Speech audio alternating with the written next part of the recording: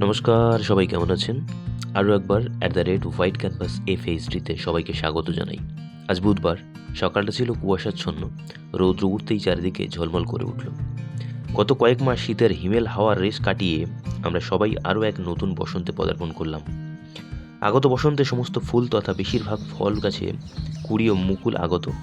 এদিকে মৌমাছি ও ভ্রমরের আনাগোনা, তার সঙ্গে মৃদুমন্দ দক্ষিণা বাতাস মনকে যেন প্রফুল্লময় করে তুলছে।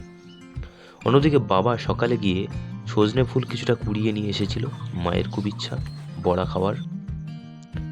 প্রথমে ভালো করে ধুয়ে পরিষ্কার পরিচ্ছন্ন করে বেসন সহযোগে একটু আদা বাটা, একটু স্বাদ মতো লবণ, প্রয়োজন মতো লঙ্কার গুঁড়ো ও সামান্য গুঁড়ো গরম মশলা দিয়ে বড়া তৈরি করেছে।